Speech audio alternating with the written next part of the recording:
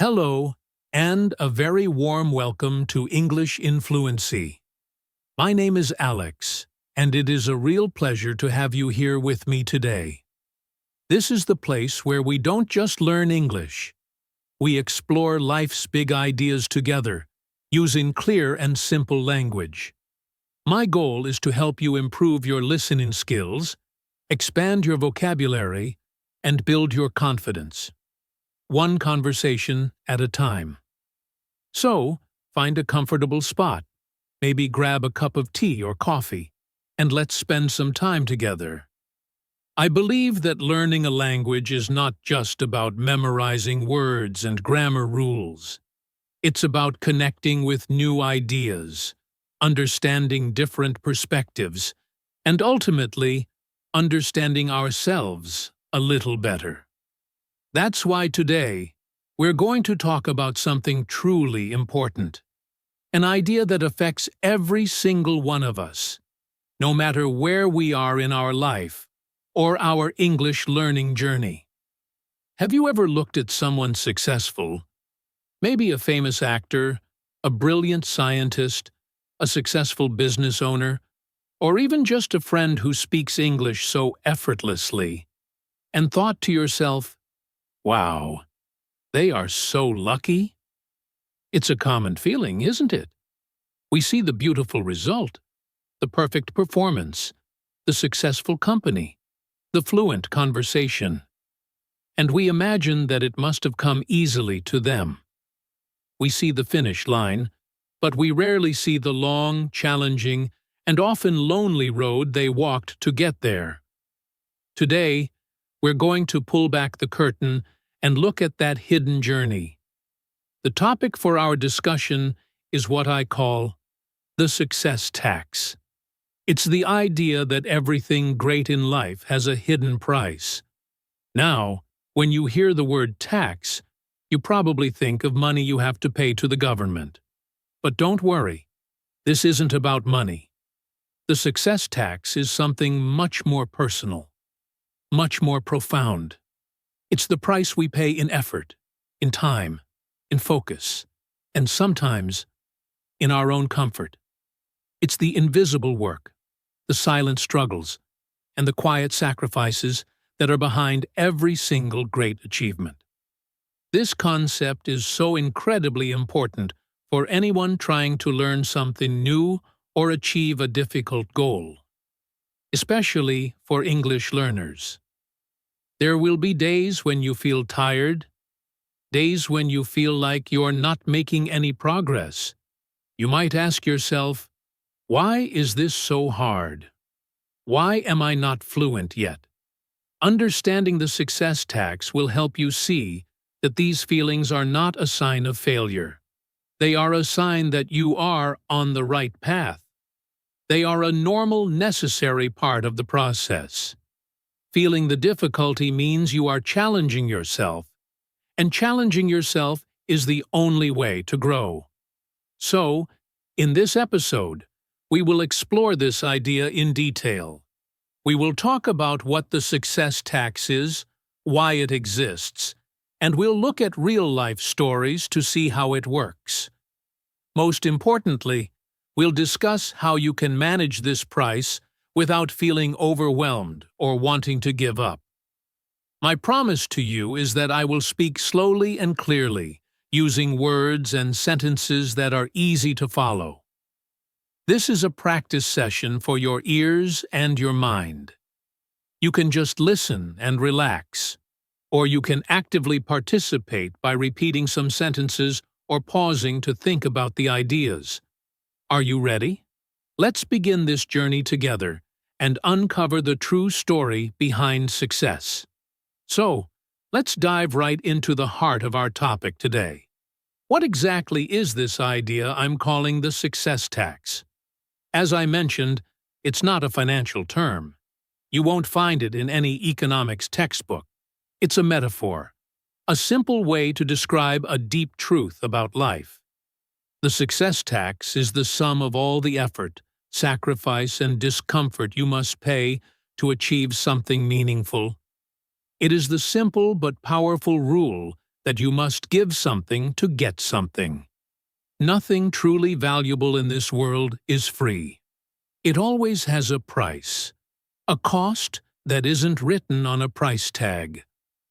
Let's break this down with some examples that we can all relate to, starting with the very reason you are likely listening to me right now. Learning English.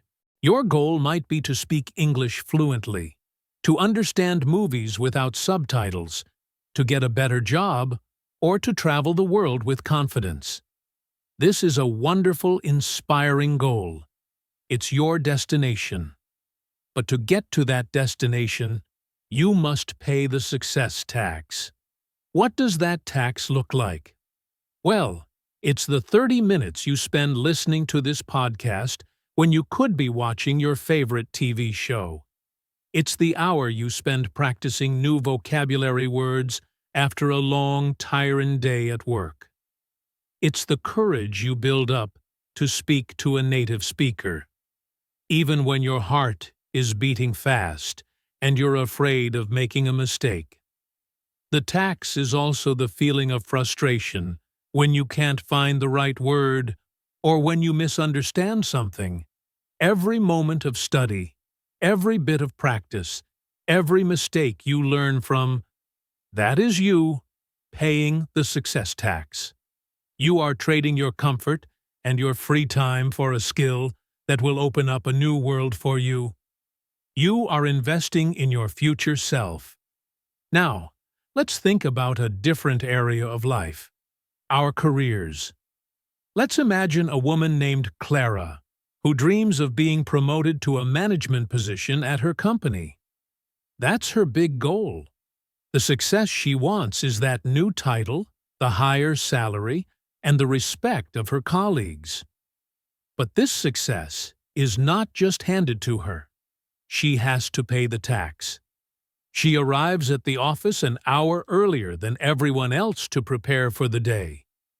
She stays late to finish important projects, ensuring every detail is perfect. She volunteers for difficult tasks that others avoid because she knows they are opportunities to learn and show her capabilities. On weekends, instead of just relaxing, she takes online courses to learn new skills like leadership and project management. Sometimes she feels exhausted. She misses dinners with her friends. She feels the pressure to perform well every single day. That immense effort, that dedication, the personal time she gives up, that is the success tax for her career advancement. When she finally gets the promotion, her colleagues might say she was lucky, but she knows the truth. She earned it by paying the price day after day. This idea even applies to our personal lives, to something as beautiful and natural as our relationships. Think about a long, happy marriage or a deep, lasting friendship. Do these things just happen automatically? Of course not. A strong, healthy relationship requires constant payment of a success tax. What is that tax? It's the patience you show when your partner is having a bad day. It's the effort you make to truly listen, not just hear, when a friend needs to talk. It's choosing to say, "I'm sorry," even when it's hard for your ego, because the relationship is more important than being right. The tax is the time you carve out of your busy schedule to just be present with the people you love, without distractions from your phone or work. It's giving your energy, your empathy, and your understanding. You are sacrificing a little bit of your own time, your own needs, your own pride, to build something beautiful and strong with another person. A relationship that isn't paid for with this kind of effort will slowly fade away. The happiest couples and the closest friends are the ones who willingly pay this tax every single day. And what about our health? This is a perfect example. Let's say you want to be physically fit and have more energy. This is a fantastic goal for success in your well-being. But again, there is a tax. The tax is waking up at 6 a.m. to go for a run when your warm bed is calling your name. It's choosing a healthy salad for lunch when your colleagues are ordering pizza. It's the muscle soreness you feel after a workout, a physical reminder of the effort you're putting in.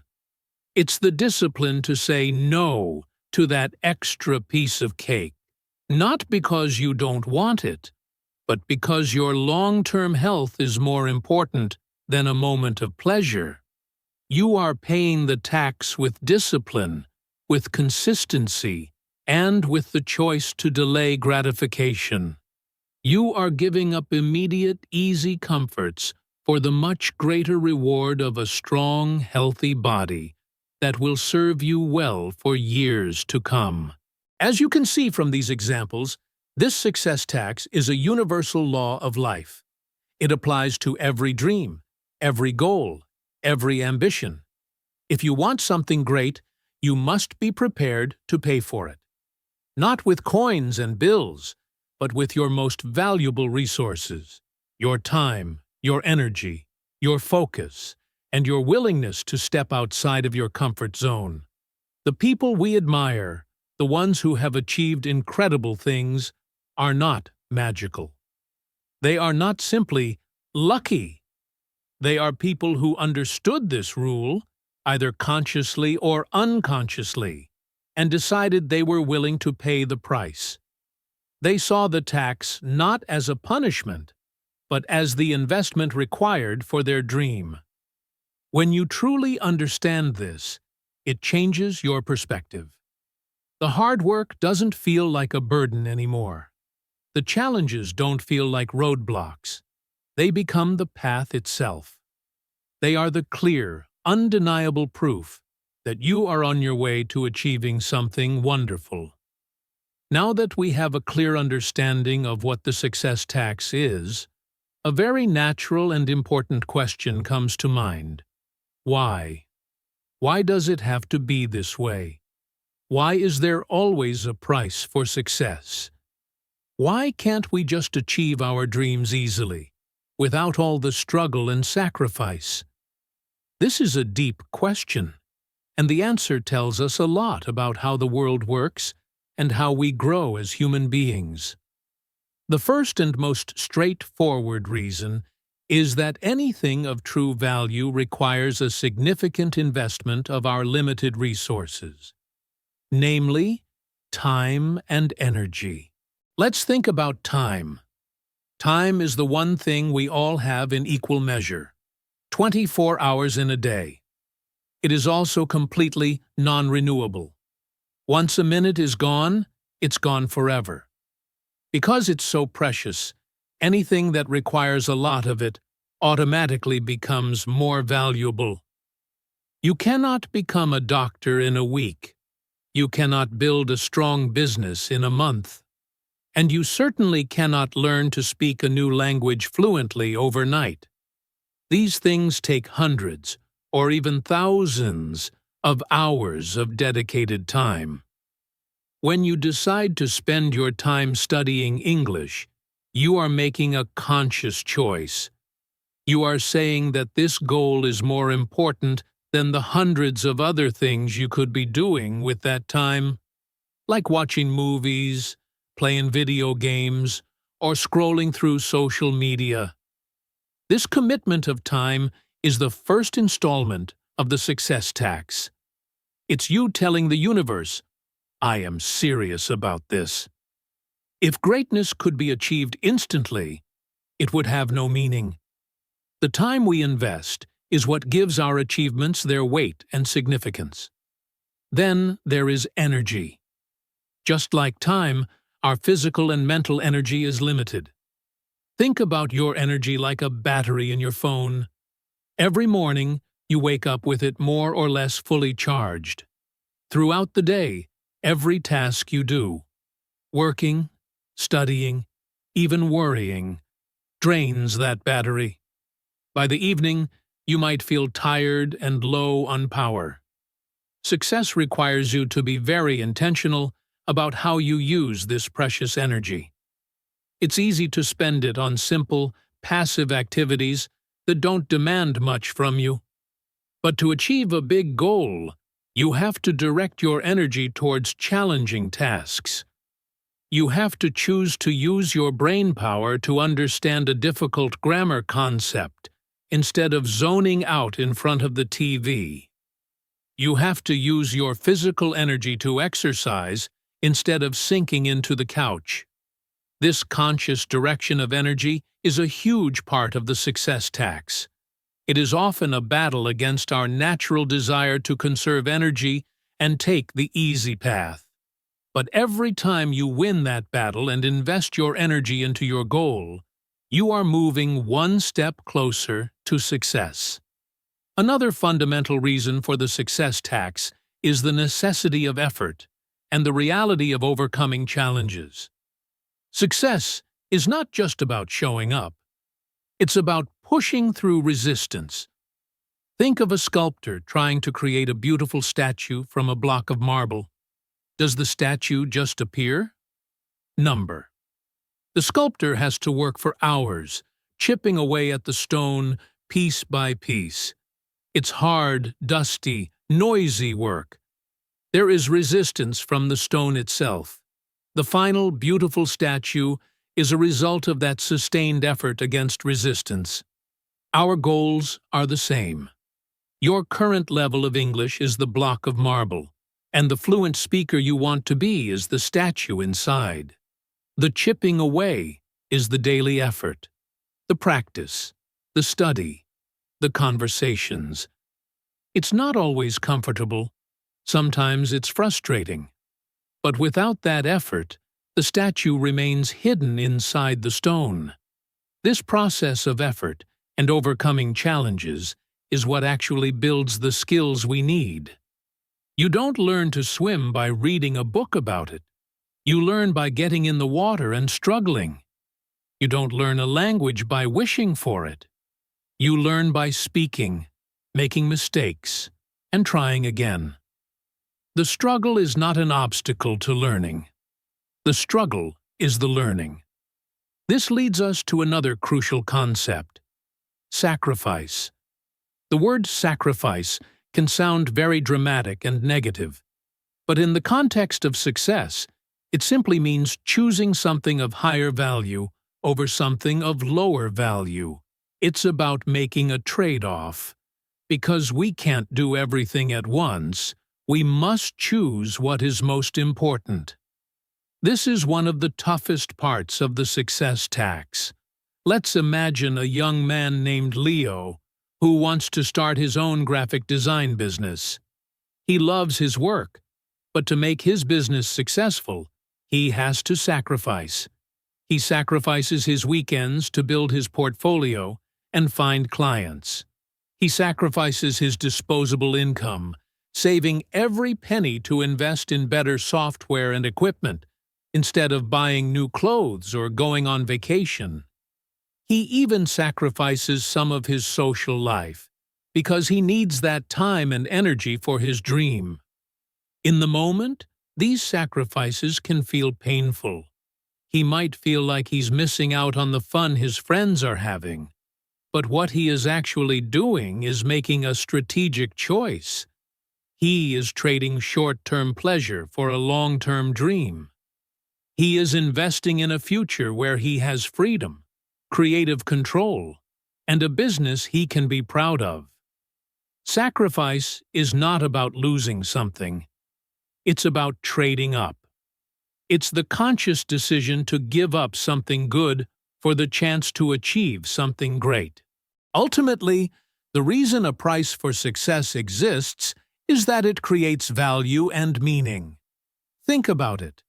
If everyone could become a world-class pianist with no practice, would we admire pianists so much? If every business became a multi-million-dollar company overnight, would entrepreneurship be respected? Probably not. The difficulty, the journey, the price paid. That is precisely what makes the achievement admirable. It's what makes it feel earned.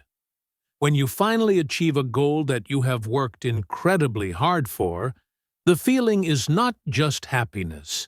It's a deep sense of pride and self-respect. You look back at the journey, at all the moments of doubt and struggle, and you know that you overcame them. You didn't give up. That feeling is something that can never be bought or given to you. It can only be earned by paying the success tax. The price isn't a bug in the system, it's a feature. It's the mechanism that filters out those who are merely interested from those who are truly committed. It's the fire that forges our character and makes the final victory not just a result, but a transformation of who we are. To make this idea of the success tax even more concrete and relatable, let's explore some detailed stories. Real-life scenarios that show how different people in different situations pay this price. By looking at their journeys, we can see the patterns of effort, sacrifice, and persistence that are universal to all forms of success. These stories remind us that behind every shiny achievement, there is a human being who faced challenges, felt doubts, and chose to keep going anyway. Let's begin with the story of a young woman named Maya, a university student with a dream. Maya wasn't just aiming for good grades. She wanted to be at the very top of her class in a very competitive field, medicine. She dreamed of becoming a surgeon, a goal that required near-perfect scores and an incredible amount of knowledge. From the outside, her classmates just saw a brilliant student. They saw her hand always being the first to go up in class, her name always at the top of the exam results. They might have whispered to each other, "Maya is just naturally smart. It's easy for her." But they didn't see the price she was paying every single day. Maya's success tax was paid in the quiet, lonely hours of the night. While her friends were going out to parties, watching movies, or just relaxing after a long day of lectures, Maya's desk lamp was still on. Her small room was filled with textbooks, notes, and diagrams. She would trace the pathways of nerves and arteries over and over again until she could see them in her mind. Her tax was saying no to invitations, not because she didn't want to go, but because she knew that an evening of fun would cost her the focus she needed for the next day's exam. It was the constant battle against fatigue, drinking tea to stay awake while her body begged for sleep. The tax was also emotional. It was the loneliness of studying while hearing laughter from the hallway. It was the immense pressure she put on herself, the fear that one bad grade could jeopardize her entire dream.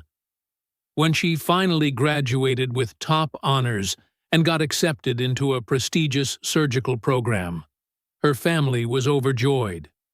They saw the victory, the culmination of her hard work. But Maya felt something deeper. She felt the weight and the value of every single sacrifice, every late night, every moment of doubt she had pushed through. Her success wasn't a gift. It was a structure she had built, brick by painful brick. Now, let's shift our focus to a different kind of dream. The dream of creating something from nothing. This is the story of a man named David, who decided to leave his stable, comfortable job as an accountant to start his own small business, a cozy little bakery. His dream was to fill his community with the smell of fresh bread and pastries. His friends and family were worried.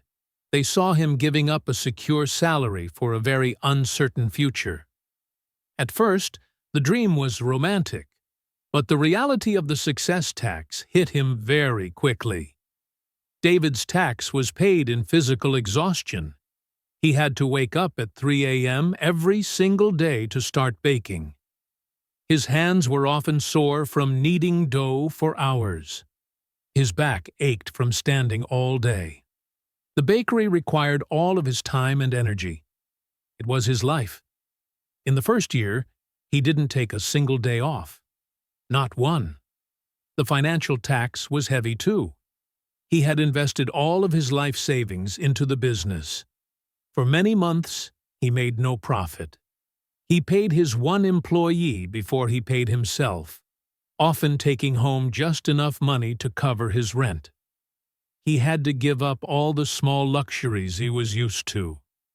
No more new gadgets, no more dinners at nice restaurants. But the biggest tax was the mental and emotional one.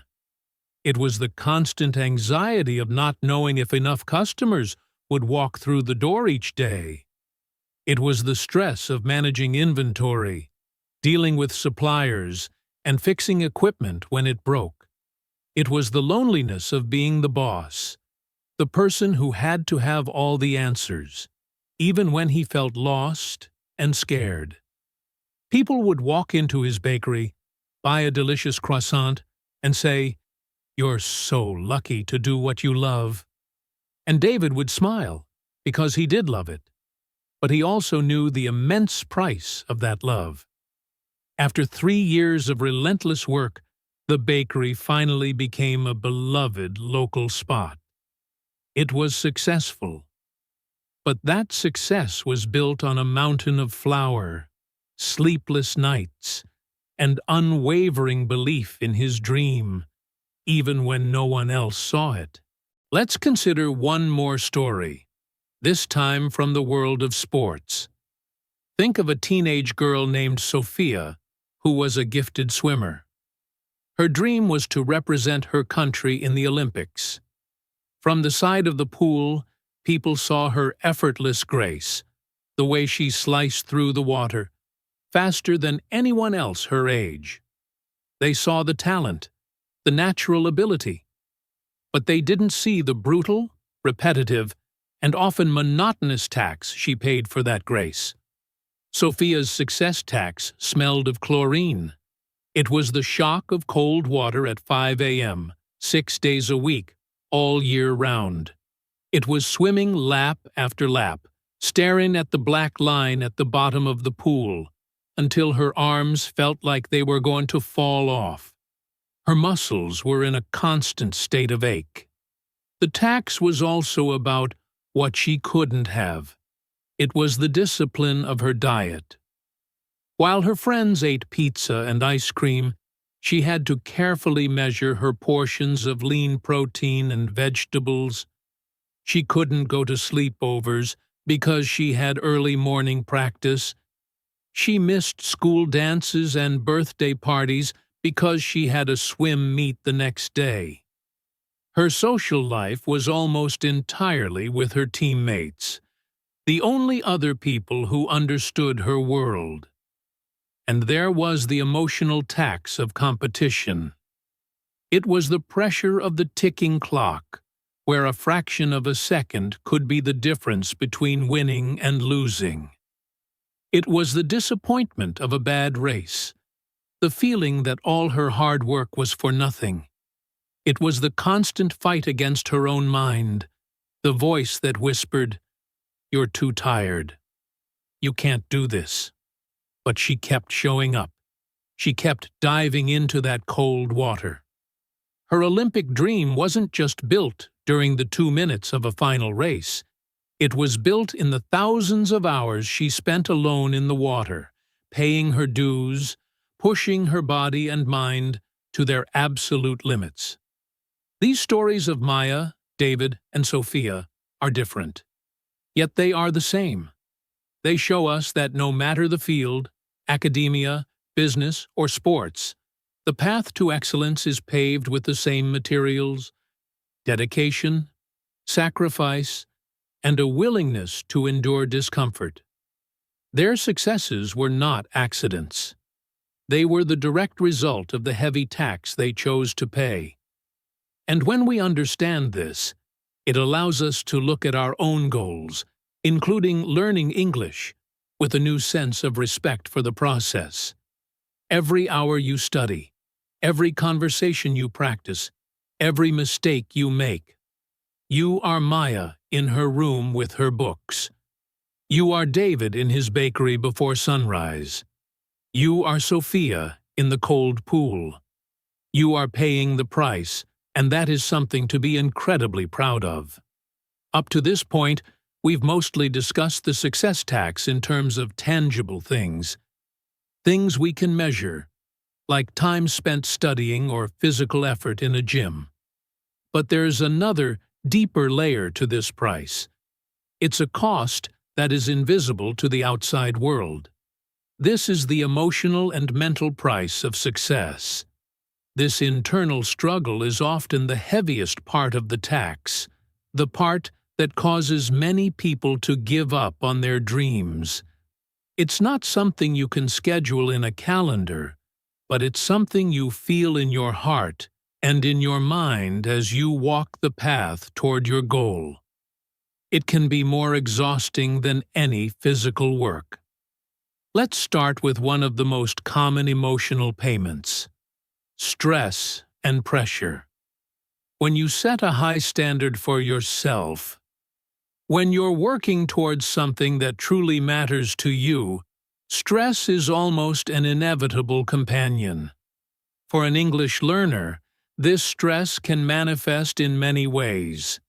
It's the pressure you feel before a job interview that will be conducted in English.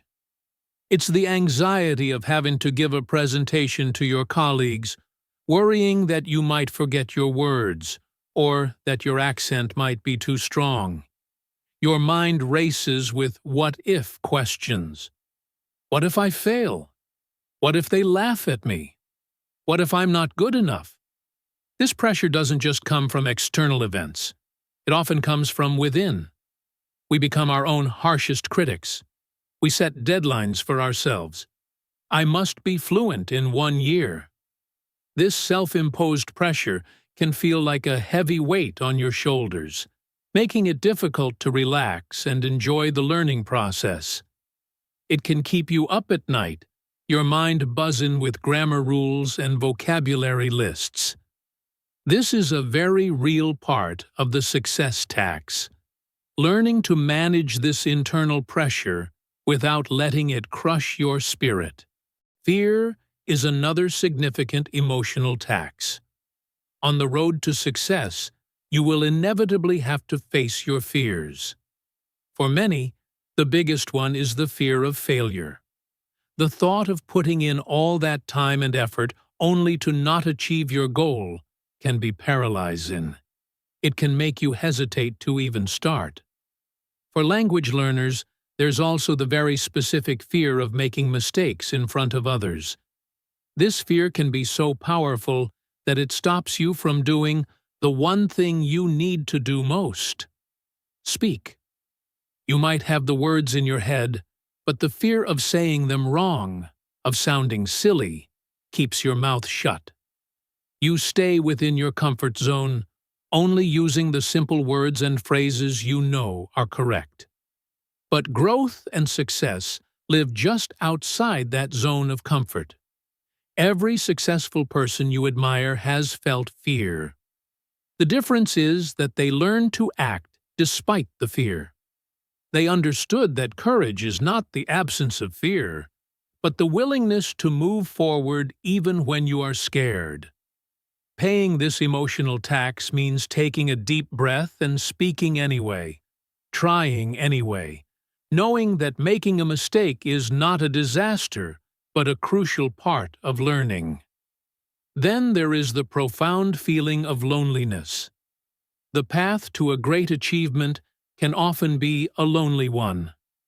When you are deeply focused on your goal, you are, by definition, on a different path from many of the people around you. While your friends are going out and socializing, you might be at home studying.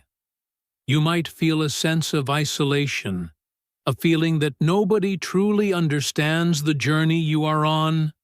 or the sacrifices you are making.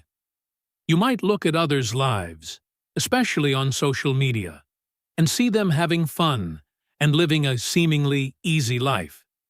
In those moments, it's easy to wonder, am I doing the right thing? Am I missing out on life? This feeling of being alone with your ambition is a heavy tax.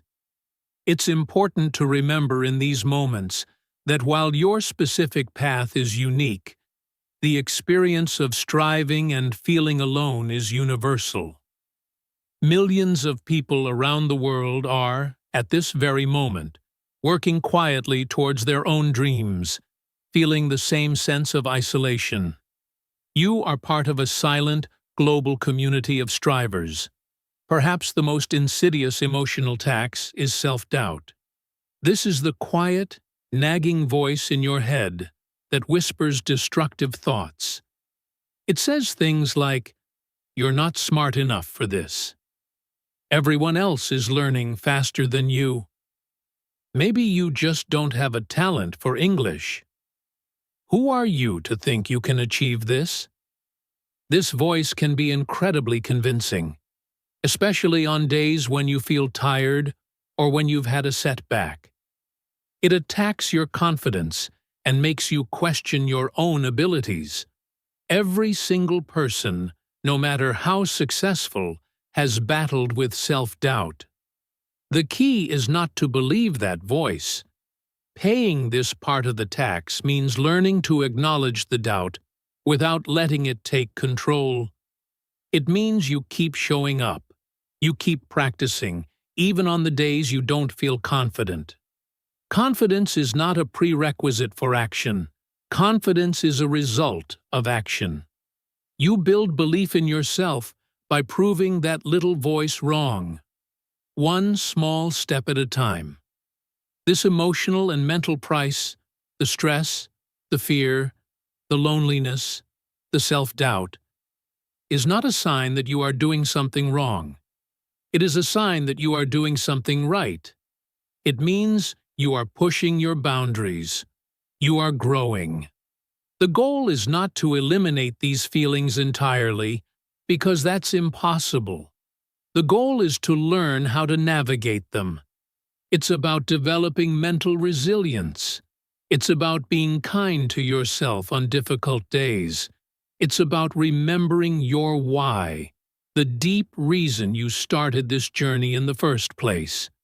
Facing these internal challenges and continuing to move forward builds a kind of inner strength that is more valuable than the achievement itself. So, when you feel these difficult emotions, don't see them as enemies. See them as part of the price. Acknowledge them, feel them, and then gently guide your focus back to the small, manageable step you can take right now. That is how you pay the emotional tax and become stronger for it.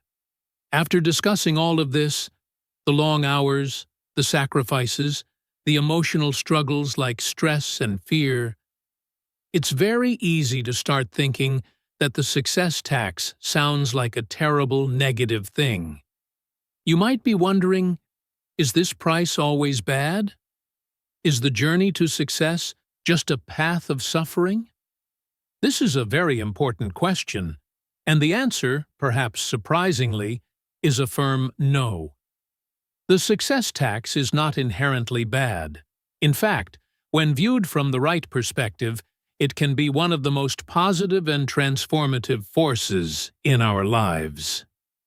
The difficulty is not just something to be endured. It's something that forges us into better, stronger people.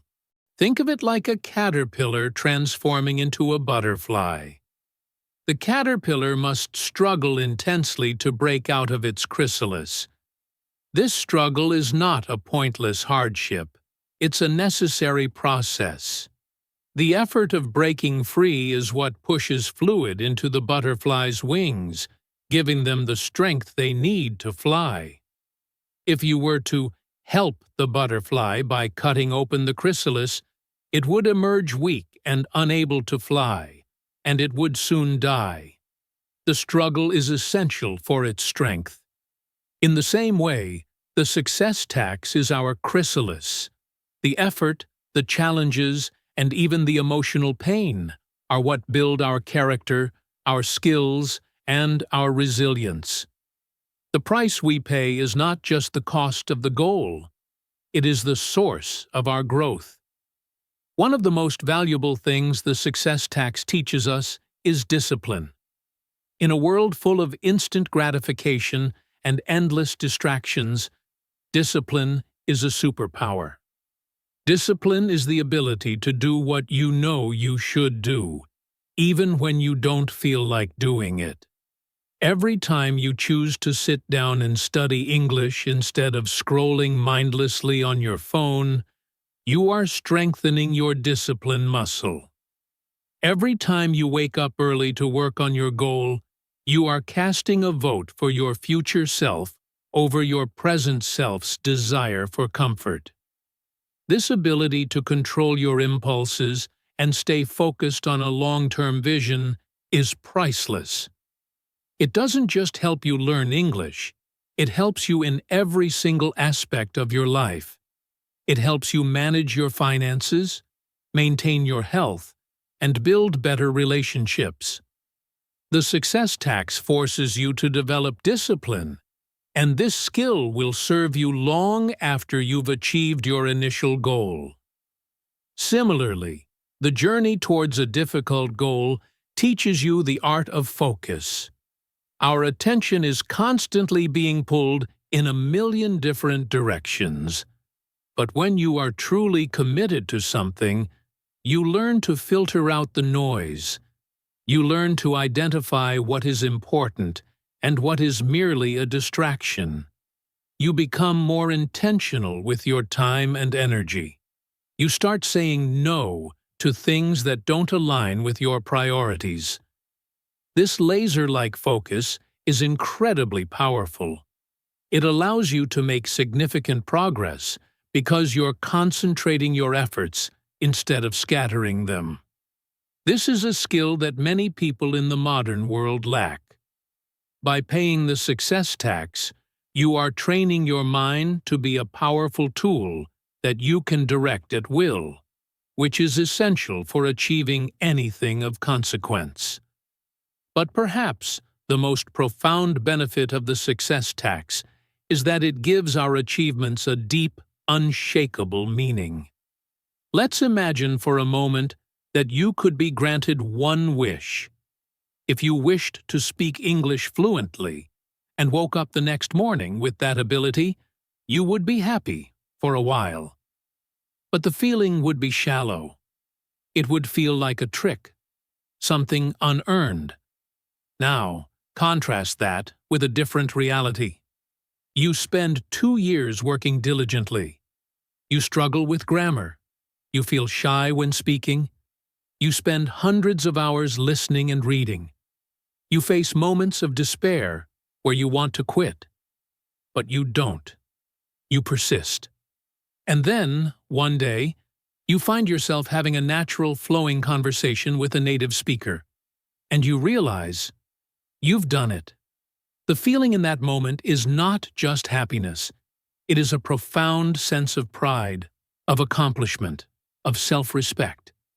It's a feeling of, I did this. You remember every late night, every challenge overcome. That journey, that struggle, that price you paid, is what infuses the achievement with meaning. It's not just a skill you have, it's a part of your story. It's a testament to your character. The truth is, we don't truly value what we don't work for. The price of success is what makes it precious. It's what separates a dream from a wish. A wish is passive. A dream is active, pursued through payment of the tax. The journey of paying this tax changes you. You don't just arrive at your destination as the same person who started. You arrive stronger, wiser, more resilient, and with a deeper understanding of your own capabilities. You learn how to manage your time, how to deal with setbacks, how to quiet the voice of self-doubt. These lessons in character are far more valuable than the goal itself. The goal is the destination, but the growth happens on the journey. So, no, the success tax is not a bad thing to be avoided. It is a good thing to be embraced. It is the very process that transforms us. It is the resistance that makes us strong. It is the sculptor's chisel that reveals the masterpiece within us.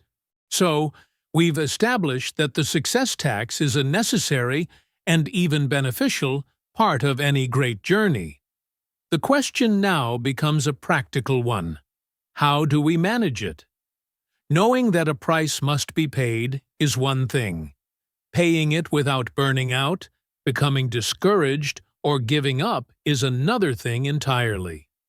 The goal is not just to endure the price of success, but to handle it wisely, sustainably, and with grace. Thankfully, there are strategies and mindsets we can adopt to make this journey not only manageable, but also more enjoyable. The very first step, and arguably the most important, is to create a clear and realistic plan. A huge and vague goal like, "I want to become fluent in English," can be incredibly intimidating. It feels like a giant, unclimbable mountain. This feeling of being overwhelmed is a major reason why people quit. The solution is to break that mountain down into small, manageable hills, and then into individual steps. Instead of focusing on the distant peak of fluency, ask yourself a much simpler question. What is one small thing I can do today to move forward? Your plan doesn't have to be perfect, but it should be specific. For example, your plan could be, every day, I will listen to one 15-minute English podcast on my way to work. I will learn 5 new vocabulary words from it. 3 times a week, on Monday, Wednesday, and Friday evenings, I will practice speaking for 20 minutes with a language partner online. See how different that feels? It's concrete. It's measurable. It's achievable. A good plan acts as your map. When you feel lost or unsure of what to do next, you can just look at your map and take the next small step. This approach prevents you from feeling overwhelmed and builds momentum through small, consistent wins. The second crucial strategy is to prioritize your physical and mental health. Many ambitious people make the mistake of sacrificing their well-being for their goals. They sacrifice sleep, eat poorly, and never take a break, thinking that non-stop work is the fastest path to success. This is a short-sighted strategy that almost always leads to burnout. Your body and your mind are your most important tools. If they are not functioning well, your work will suffer. It's that simple. You must treat health as a non-negotiable part of your plan. This means making an effort to get enough sleep, typically 7 to 9 hours per night. Sleep is when your brain consolidates memories and learns what you studied during the day. It's not wasted time, it's essential learning time. It also means fueling your body with nutritious food. Eating junk food might feel good for a moment, but it leads to energy crashes and brain fog. A healthy diet provides the sustained energy your brain needs to focus. And don't forget to move your body. Even a short walk every day can boost your mood, reduce stress, and improve your cognitive function. Taking care of yourself is not selfish. It is the most fundamental way to ensure you have the strength and stamina to pay the success tax over the long term. A third, often overlooked strategy is to build a support system and not be afraid to ask for help. The idea of the lone genius who achieves everything by themselves is mostly a myth. The journey to success can be lonely, but it doesn't have to be. Sharing your goals and your struggles with others can make a tremendous difference. Find people who support your ambitions. This could be a friend who is also learning a new skill, a family member who encourages you, or an online community of fellow English learners. When you have a bad day and feel like giving up, talking to someone who understands can give you the perspective and motivation you need to keep going. Asking for help is a sign of strength, not weakness. If you're stuck on a grammar point, ask a teacher or post a question in a forum. If you're feeling overwhelmed, tell a trusted friend. You don't have to carry the entire weight of the success tax on your own shoulders. Allowing others to help you is a smart way to manage the burden and stay on track. Finally, one of the most powerful ways to handle the success tax is to master the art of balance, specifically the balance between intense effort and intentional rest. Our culture often glorifies being busy all the time, but constant work without rest is unproductive. Your brain, like a muscle, needs time to recover after a strenuous workout. If you study for hours without a break, your ability to focus and retain information will dramatically decrease. This is why techniques like the Pomodoro technique are so effective. You work with intense focus for a short period, like 25 minutes, and then take a short break, 5 minutes. This cycle of work and rest keeps your mind fresh and efficient. Rest is not the opposite of work. It is a vital part of the work process. Don't feel guilty for taking an evening off or for doing something fun that has nothing to do with your goals. This downtime is when your subconscious mind works on problems and when your creative energy recharges. This balance also extends to your mindset. Learn to celebrate your progress along the way. Don't wait until you reach the final goal to feel proud of yourself. Did you learn 20 new words this week? That's a victory. Did you have a 5-minute conversation in English? Celebrate it. Acknowledging these small wins provides the fuel that keeps your motivation engine running. By combining a clear plan, self-care, a strong support system, and a healthy balance between work and rest, you can pay the success tax not as a victim, but as a smart and strategic investor in your own future. And just like that, we have reached the end of our deep dive into the success tax. Let's take a final moment together to reflect on the journey we've taken in this episode. We began with a simple but powerful idea that everything great in life comes with a hidden price. We named this price the success tax. We learned that this isn't a tax paid with money, but with our most valuable personal resources: our time, our energy, our focus, and our comfort. Whether we are trying to master English, build a career, nurture a relationship, or improve our health, this universal law applies. There are no shortcuts to any place worth going. We looked into the lives of imagined but realistic characters: Maya, the dedicated student; David, the passionate baker; and Sophia, the disciplined swimmer. Their stories painted a vivid picture of what this tax looks like in the real world.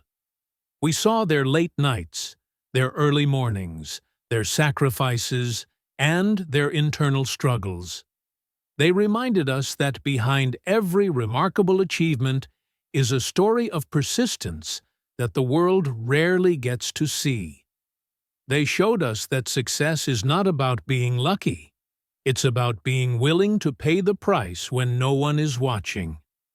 We also explored the emotional side of this tax: the stress, the fear of failure, the loneliness, and the crippling self-doubt that can accompany any ambitious journey. We acknowledged that these feelings are not signs of weakness, but are, in fact, evidence that we are challenging ourselves and stepping outside of our comfort zones. Importantly, we reframed the success tax not as a negative burden, but as a positive, transformative force. We saw that the struggle itself is what builds our character. It teaches us discipline, focus, and resilience, making the final achievement that much more meaningful and profound. The journey doesn't just give us the prize at the end. It changes who we are for the better. Finally, we talked about practical, intelligent ways to manage this price. We don't have to let it overwhelm us. By creating a clear plan with small, actionable steps, by making our physical and mental health a top priority, by building a community of support, and by finding a healthy balance between focused work and essential rest, we can navigate the path to success in a sustainable and even joyful way.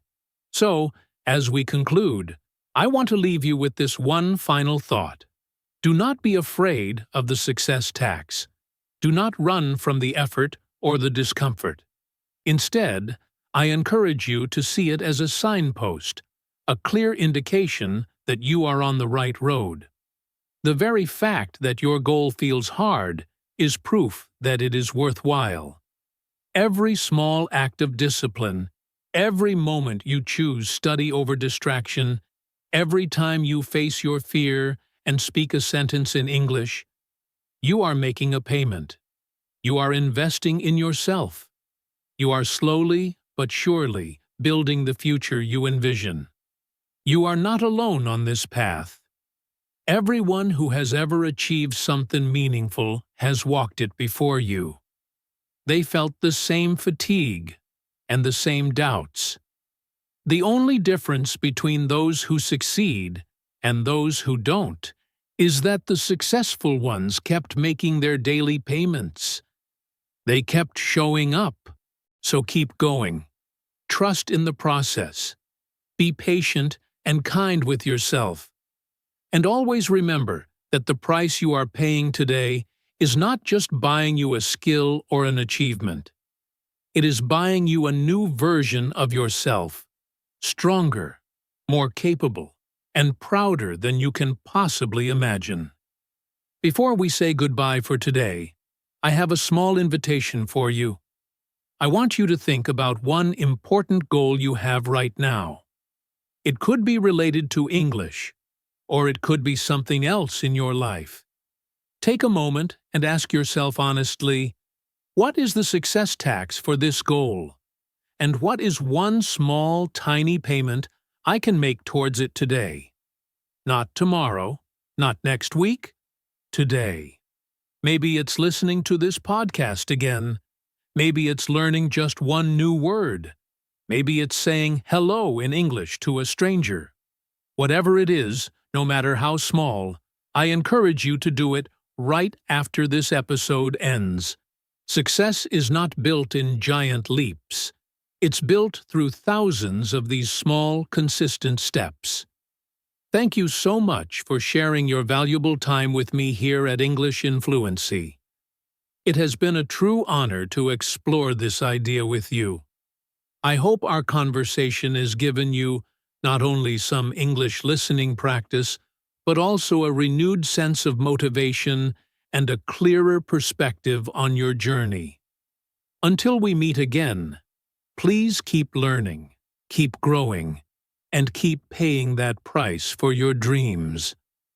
Because you and your future are absolutely worth it. Take care, and I look forward to our next conversation.